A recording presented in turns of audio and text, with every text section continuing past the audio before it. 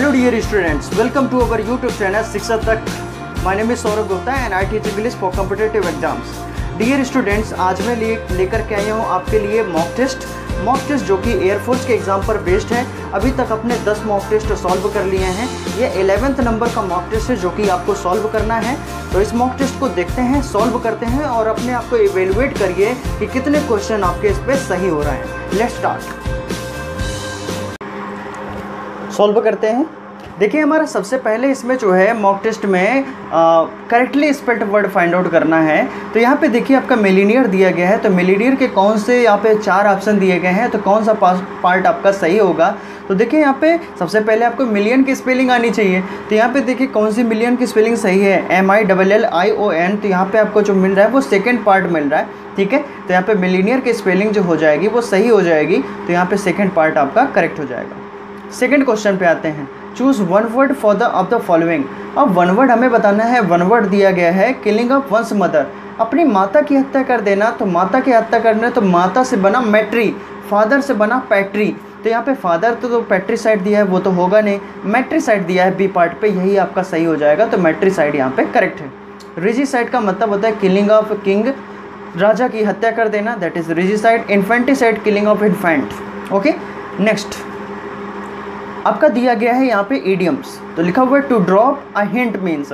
अब हिंट दे रहा है तो यानी किसी को इंडिकेशन दे रहा है, किसी को क्लू दे रहा है, तो इसका मतलब किसी को इंडिकेट कर रहा है। ऑब्वियसली यहाँ पे ऑप्शन आपको दिख रहा है C number, to give an indication. तो यहाँ पे सी ऑप्शन आपका करेक्ट हो जाएगा। इसके बाद में नेक्स्ट आते हैं 4th नंबर पे, बैक्टीरियम दिया गया है। बैक्टीरियम का पूछा गया है प्लूरल, कई बार आपके एग्जाम पे आया हुआ है। तो बैक्टीरियम का हो जाता है बैक्टीरिया, तो यहाँ पे बैक्टीरिया कर देंगे, करेक्ट कर देंगे। तो यहाँ पे कौन सा ऑप्शन आ रहा है, 4th का आ जाएगा सेकंड ऑप्शन। यहाँ पे सेकंड ऑप्शन आपका करेक्ट है। आते हैं नेक्स्ट क्वेश्चन पे, प्लूरल ऑफ शीप। शीप का देखिए प्लूरल शीप ही रहता है, इस तरह से फिश का प्लूरल फिश ही रखते हैं, डियर का भी डियर ही रहता है। तो यहाँ पे शीप ही रहेगा, 4th नंबर आपका करेक्ट हो जाएगा। तो यहाँ पे 5th का जो है 4th ऑप्शन करेक्ट है। एडजेक्टिव ऑफ क्रेजीनेस, क्रेजीनेस का तो क्रेजी है, कैसा है, क्रेजी है। कैसा से हाउ करने से हमारा जो है, हाउ से क्वेश्चन करने से एडजेक्टिव फाइंड आउट हो जाता है। और अगर हम जाएं तो कई कीवर्ड्स भी होते हैं, मैंने आपको एक लेक्चर भी दिया था एडजेक्टिव का, फॉर्मेशन ऑफ एडजेक्टिव का, उसको नहीं देखा तो देख लीजिएगा। और यहाँ पे हमारा क्रेजी आ जाएगा क्योंकि वाई दिया गया है लास्ट में। सी ऑप्शन आपका 6 नंबर का करेक्ट हो जाएगा। ओके, आते हैं नेक्स्ट क्वेश्चन पे, 7 नंबर पे। Fortunately for us, at the time of the accident he was driving someone else's car, not ours।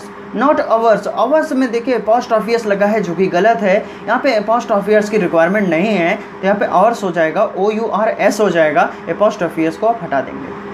Next है 8th number, we were only half way through the discussion when the somebody voiced their opinion. Somebody लगा हुआ है तो voiced their opinion नहीं होगा, somebody his opinion, ठीक है। Voiced his opinion या फिर हर ओपिनियन होना चाहिए, देयर नहीं होना चाहिए, क्योंकि सब्जेक्ट आपका समबडी दिया है जो कि सिंगुलर है।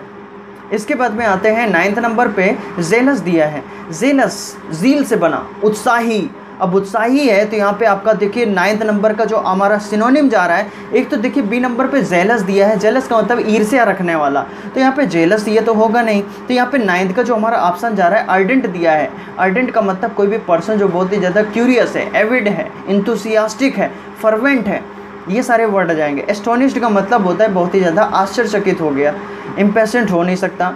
10th नंबर पे वांडर, तो बोलते हैं ना कि वांडरिंग टू पिलर पोस्ट, दर दर भटकना। यहाँ पे वांडर का मतलब होता है कि बहुत ही ज़्यादा इधर उधर भागना, दौड़ना, टहलना, या फिर बहुत ज़्यादा ट्रैवल करना। तो रोम एक वर्ड मिलता है आपको, रोमिंग जिससे बना है। तो यहाँ पे 10th का जो हमारा ऑप्शन आ रहा है वो 3rd नंबर आ रहा है, यहाँ पे रोम हो जाएगा, ठीक है। तो 10th का 3rd नंबर आ जाएगा। राइट वर्ड जानते हैं, डिज़ायर भी जानते हैं, ट्रीट भी जानते हैं। नेक्स्ट आते हैं, नेक्स्ट 11 नंबर पे एंटागोनाइज दिया गया है। अब एंटागोनाइज तो एक तरह से एंटागोनिस्टिक जो वर्ड हमने पढ़ा था कि कोई भी पर्सन जो है वह शत्रुता से रिलेटेड हो सकता है, कटुता से भरा हुआ, यानी फुल ऑफ स्पाइट हो सकता है, स्पाइटफुल हो सकता है, या फिर हॉस्टिलिटी का सेंस आ सकता है, हॉस्टाइल एंड एनिमिटी का सेंस हो सकता है।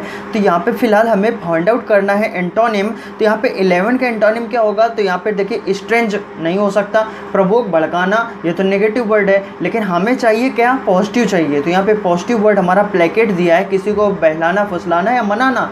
तो यहाँ पे कैजुअल का सिनोनिम प्लेकेट हो सकता है। ए ऑप्शन हमारा यानी फर्स्ट ऑप्शन करेक्ट हो जाएगा। 12th नंबर पे आते हैं फोर्थ कमिंग। देखिए फोर्थ कमिंग लिखा हुआ है, फोर्थ कमिंग का मतलब कोई भी चीज़ जो है वो हैपन होने वाली है, यानी हैपन हुई नहीं है, पहले से उसके बारे में हो गया जानकारी। तो यहाँ पे आपका जो है ऑप्शन क्या हो जाएगा, तो 12th का हमारा जो ऑप्शन हो जाएगा वो आपका आ जाएगा अनअवेलेबल। ओके, तो यहाँ पे आपका सी ऑप्शन जो है वो करेक्ट हो जाएगा। तो 12th का हमारा यहाँ पे सी ऑप्शन सही हो जाएगा। कैंडिड का मतलब होता है स्पष्टवादी, जो भी कहना है वो तुरंत कह देता है, फ्रैंक है। 13 नंबर पे आते हैं। 13 का जो हमारा लिखा हुआ है, John said to me where have you been last night.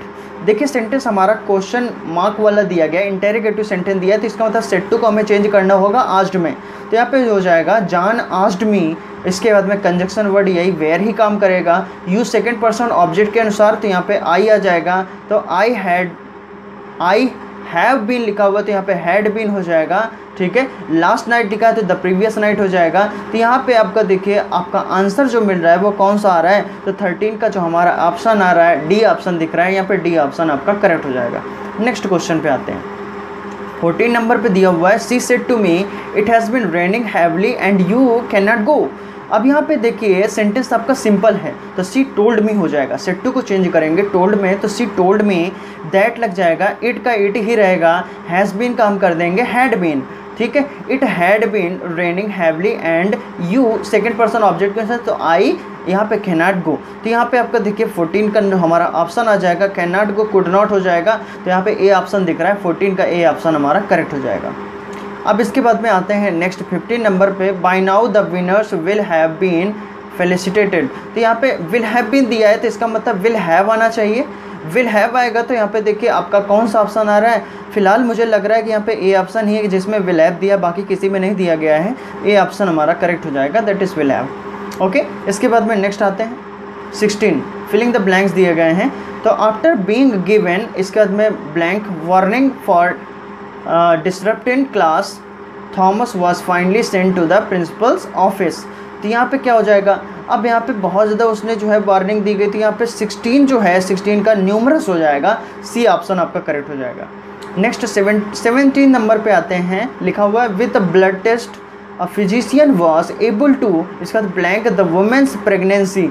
ठीक है, अब यहाँ पे हमारा जो 17 का ऑप्शन क्या आ जाएगा, तो यहाँ पे कन्फर्म, उन्होंने क्या किया, कंफर्म किया, तो यहाँ पे जो है कंफर्म द वुमेन्स प्रेगनेंसी, यहाँ पे आपका ऑप्शन नंबर सेकंड हो जाएगा, सेकंड ऑप्शन करेक्ट है। आते हैं नेक्स्ट क्वेश्चन पे।